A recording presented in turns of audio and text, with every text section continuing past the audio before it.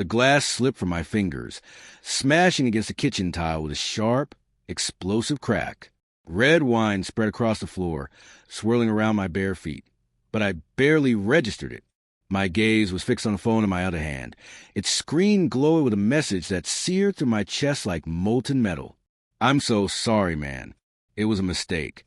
I swear it won't happen again. Jake, my lifelong friend, sent to my wife, Sarah, at 2:13 a.m. last night. My thumb hovered over the screen, trembling as I read it again, the words sinking deeper into my skull. A mistake? What kind of mistake? The house was quiet, except for the faint hum of the refrigerator and the distant drip of the bathroom faucet. Upstairs, Sarah was probably brushing her hair, slow and meticulous, the ritual she always followed before bed. I pictured her bathed in the soft amber glow of our bedroom, completely unaware of the ticking bomb in my hands. My stomach roiled with a mix of nausea and fury as I scrolled through their texts. Most were harmless. Jokes, memes, plans for last weekend's group barbecue. But then, 3 weeks ago, a single line from Sarah. You can't tell him. It'll destroy him. My knees gave out. I clutched the counter, cold granite biting into my palms, keeping me from screaming. I'd only grab her phone to check the weather for tomorrow's hike. She had left on the counter, screen unlocked like she always did. We trusted each other. Or at least I had thought we did. Now, everything from the past few months felt like a lie unraveling. The late nights she claimed were for work. Jake avoiding my gaze when we grabbed beers last week, his laugh too loud, too forced.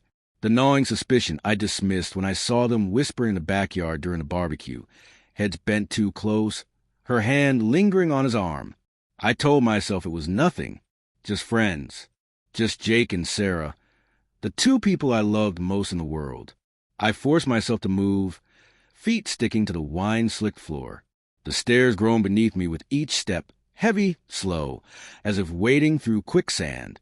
My heart pounded, a dull throb in my ears that drowned out reason. I wanted to believe there was an explanation, maybe a misunderstanding, maybe an innocent secret, like a surprise birthday plan. Anything but what my gut screamed. The words kept looping in my mind. It'll destroy him.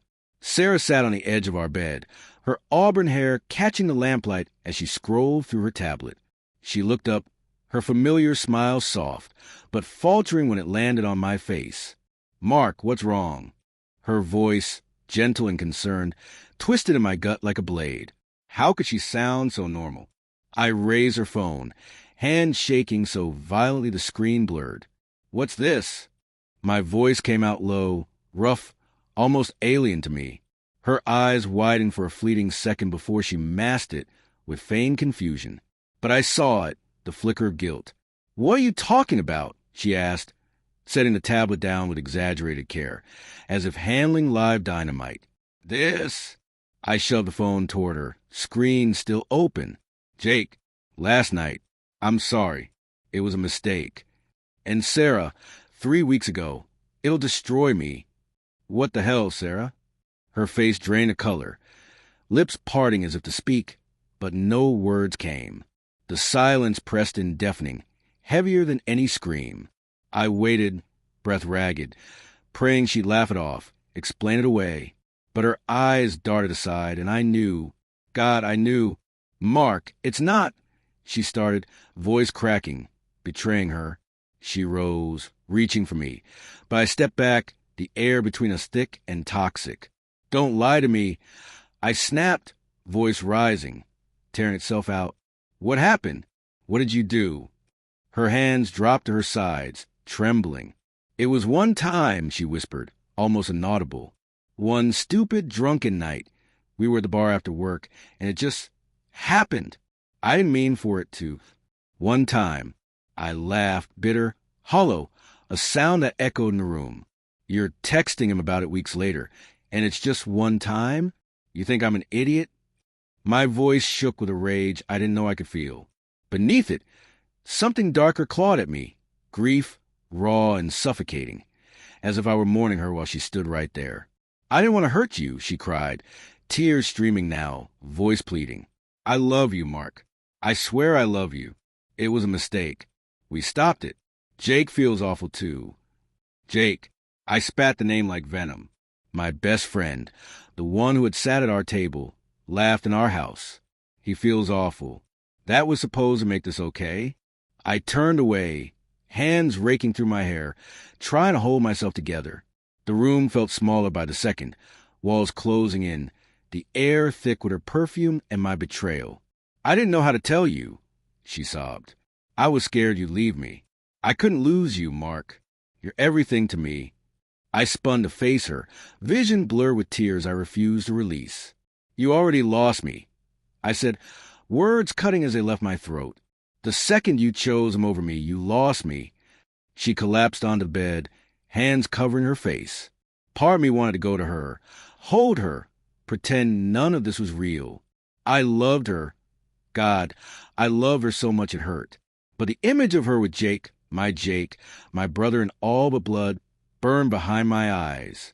I couldn't unsee it. I left the room, footsteps heavy, each one a decision I wasn't ready to make. Downstairs, I grabbed my keys and jacket. The wine still stained the floor, a crime scene I could not erase. I needed air, space, anything to stop the world from spinning. At the door, my phone buzzed. Another message from Jake. Please, man, let me explain. I'm begging you. I stared at the words, thumb hovering over reply, then opened my contacts, scrolled his name, and blocked him. Then Sarah. The silence that followed was louder than any scream, a void where trust had lived. I stepped outside into the cold night, stars sharp and unforgiving above. My breath fogged the air as I stood alone, their betrayal crushing me, but cold, deliberate thoughts sparked. They wouldn't walk away unscathed. I would make sure of it. The next morning, I called my lawyer. By noon, our joint accounts were frozen, the paperwork to sell the house underway. By evening, Sarah's belongings were packed on the porch, a note resting atop them. You made your choice. Now live with it. Jake's prized motorcycle, the one he spent years restoring, was reported stolen to the police. An anonymous tip. No joy, just grim satisfaction, knowing they would taste a fraction of my pain. Driving away from the house for the last time, I saw Sarah's tear-streaked face in the rear-view mirror. And then I realized a cruel twist. The man I trusted, the loyal one I believed in, was gone. They hadn't just betrayed me. They'd killed me. The man standing in the aftermath was